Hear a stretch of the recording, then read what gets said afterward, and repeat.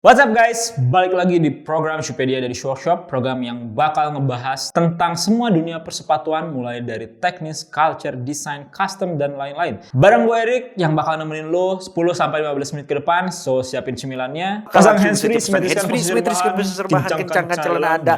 Cekicrot.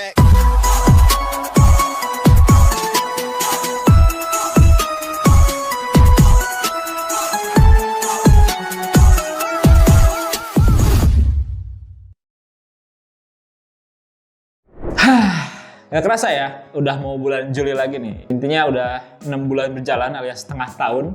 Gimana? Ada yang udah mulai kebeli sepatu-sepatu wishlist kalian di tahun 2022 kemarin? Atau mungkin masih ada beberapa dari kalian yang ngumpulin uang gitu buat beli sepatu impiannya? Ya, apapun itu, gue doain mudah-mudahan lu semua bisa beli sepatu impian lu semua. Dan buat lu yang udah punya sepatu, rawat sepatunya yang bener, please ini mah. Ya, walaupun mau dirawat atau enggak, sepatu ini punya umurnya masing-masing gitu kan. Tapi seenggaknya dengan lu ngerawat sepatu lu dengan benar, sepatu lu ini punya usia pemakaian yang jauh lebih lama dibandingin sama sepatu yang gak dirawat sama sekali. Karena beda item fashion kayak baju dan juga celana, kalau dibandingin dua hal tadi, sepatu ini pemakaiannya jauh lebih ekstrim ya, karena bersentuhan atau bergesekan langsung sama jalanan. Ya, sebagus-bagusnya Sol Vibram pun punya masanya tersendiri, walaupun si Sol Vibram ini jangka waktu pemakaiannya jauh lebih lama dibandingin sama sol-sol pada umumnya. Anyway, intinya gue cuma pengen nyampein aja kalau semua sepatu ini punya masa atau batas usianya masing-masing, tergantung dari cara pemakaiannya, lama pemakaiannya, bahkan dari material dari sepatu itu sendiri. Ya, kalau udah rusak sih lu bisa beli sepatu baru, atau mungkin lu pengen pakai cara yang lebih cerdas, yaitu dengan ngereparasi sepatu lu sendiri. Tapi lu perlu pastiin dulu sebelum beli, apakah sepatu yang lu beli ini repairable atau enggak. Emang gimana sih cara ngebedain sepatu yang repairable atau enggak? Sebenarnya nih ya, pada dasarnya secara teknis tuh semua sepatu itu repairable, alias bisa dibenerin dengan cara-cara tertentu. Tapi kan nggak semua orang punya mindset reparasi yang sama, terutama buat orang-orang yang masih mikirin tentang originalitas sebuah sepatu. Contohnya, ada orang yang punya sepatu Nike Vaporfly misalnya, dan sepatu itu rusak gitu karena plat karbonnya patah. Lalu orang ini pengen ngereparasi sepatunya dengan ngeganti si carbon plate-nya dengan carbon plate yang sama gitu supaya original gitu. Maksudnya toko mana gitu yang menjual carbon plate secara terpisah gitu. Intinya kalau lu pengen reparasi, lu coba pahami dulu mindset tentang reparasi ini dulu. Lalu sesuaikan sama value sepatu yang lu punya. Jangan ngomongin ori KW ternyata sepatunya hasil golongan babi. Intinya, kalau lu pengen ngereparasi sebuah sepatu atau pengen ngereparasi sepatu kesayangan lu, jangan mikirin soal ori KW. Karena sepatu yang direparasi tidak akan seoriginal sepatu aslinya. Tapi kita bakal ngebahas sesuatu yang lebih dari itu gitu, yaitu tentang value yang ada pada sepatu lu sendiri. Karena tujuan reparasi itu bukan cuman sekedar ngebenerin sebuah sepatu, tapi gimana caranya kita bisa meningkatkan value atau nilai historis dari barang tersebut. Apapun itu bentuknya, nggak cuma sepatu ya. Karena semakin panjang usia dari sebuah barang, semakin besar juga value yang dimiliki sama barang tersebut. Di Shop sendiri sebenarnya cukup banyak ya kasus reparasi yang cukup wadaw lah pokoknya. Ketika harapan customer tentang originalitas sepatu ini tidak bisa diberikan di shop gitu. Berbeda apa yang diberikan, intinya gitu. Kita ambil satu contoh yang kasus reparasi yang gue ingat, yaitu ada satu customer yang dia punya sepatu New Balance 574 yang kita semua udah tahu kalau penyakit New Balance-nya adalah midsole-nya yang crumbling. Midsole ini terbuat dari bahan poliuretan. Nah, ketika konsultasi, kita menyarankan diganti dengan midsole berbahan EVA, di mana durabilitas midsole EVA ini jauh lebih kuat dibandingkan sama midsole PU. Ya, walaupun tidak senyaman midsole PU ya. Karena kalau misalnya dibandingin by waktu, si midsole PU ini mungkin punya ketahanan sekitar 2-3 tahun. Kalau midsole EVA ini bisa sampai 4 atau 5 tahun. Tapi si customer ini kekeh gitu, pengen pakai sol yang sama, yang bahan PU supaya original. Padahal ketika dipasangin sama midsole Eva pun, itu nggak ngerubah tampilannya sama sekali. Dan orang pun nggak akan mempermasalahkan tentang ori atau KW sepatu lu gitu. Ada juga kasus lain tentang sepatu Jordan. Yang ya kalian semua udah tau lah betapa ngehenya dan betapa rebelnya orang-orang pengkoleksi sepatu Jordan tentang ngebahas ori KW ini. Padahal mayoritas sepatu Jordan di zaman sekarang itu diproduksi pakai bahan-bahan kulit sintetis gitu, bukan bahan kulit asli. Yang dimana kulit sintetis ini dalam jangka waktu 1 atau 2 tahun itu bakal cracking, bakal ngelupas, bakal ngeletek gitu. Ditambah sepatunya yang jarang banget dipakai, makin tambah rusak sepatu ini. Dan pada saat itu kita coba menawarkan si customer ini buat ganti total seluruh upper sintetisnya pakai kulit asli. Ya memang harganya juga gak bisa bohong ya, namanya juga diganti pakai kulit asli. Tapi coba tebak apa yang selanjutnya terjadi. Si customer ini memilih untuk membuang sepatu Jordannya dan beli sepatu Jordan baru dengan kualitas yang sama, di mana harga sepatu baru ini lebih mahal dibandingin harga reparasi. Kantong!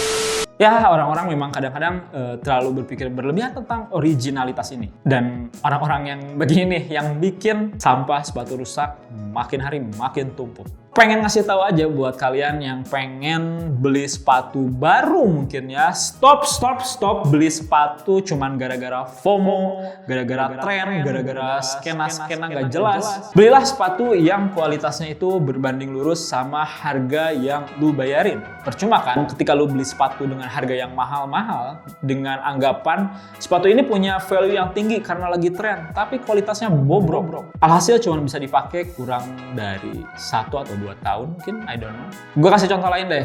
Belakangan ini sepatu Doc Mart ini lagi ngetren lagi banyak dipakai, lagi banyak yang minat lagi. Hal ini dibuktiin sama beberapa sepatu lokal yang punya siluet mirip Doc Mart yang harganya jauh lebih murah dibanding Doc Mart, penjualannya meningkat drastis gitu. Padahal kita tahu kalau misalnya harganya lebih murah, itu ada cost produksi yang ditekan gitu. Dan biasanya di industri-industri sepatu, cost produksi yang ditekan adalah mengurangi biaya material atau kualitas dari material itu sendiri. Dan kita semua tahu semakin berkurang kualitas dari materialnya, semakin jelek sepatunya. Semakin jelek sepatunya, semakin pendek usia sepatu tersebut. Paham? Padahal sepatu Doc Mart sendiri menurut gue ya bukan sepatu yang punya kualitas bagus-bagus banget ya, menang di sejarah aja. Tapi kalau dibandingin sama boots-boots lain kayak mungkin Red Wing, Timberland atau mungkin Caterpillar, Doc Mart tuh jauh di bawah gitu. Karena ketika sepatu-sepatu yang tadi gue sebutin bisa bertahan sampai 10 tahun ke atas, Doc Mart ini punya range waktu atau range umur sekitar 1 sampai 5 tahun aja. Itu pun tergantung pemakaian. Bahkan Doc Mart yang keluaran sekarang itu nggak sebagus Doc Mart keluaran di zaman dulu gitu. Dimana Doc Mart yang sekarang mungkin banyak yang pakai corrected grain atau kulit yang dilapisi sama vinyl dan lain-lain. Dan hasilnya bikin sepatunya tidak durable gitu. Ya yang tahu-tahu aja lah. Tapi jujur aja ya, kalau misalnya kalian nagih ke gua tentang rekomendasi sepatu apa sih yang cocok buat dipakai beater, dipakai daily, tapi masih relevan sama tren yang lagi berkembang gitu. Gue mungkin cuma bisa nyebutin beberapa brand aja, kayak mungkin Converse dan Vans. Karena dengan harga yang cukup terjangkau, kalian bisa dapet sepatu yang menurut gue kualitasnya cukup oke gitu. Kanvasnya nggak cepet sobek, terus solnya tebel, ngegrip banget juga.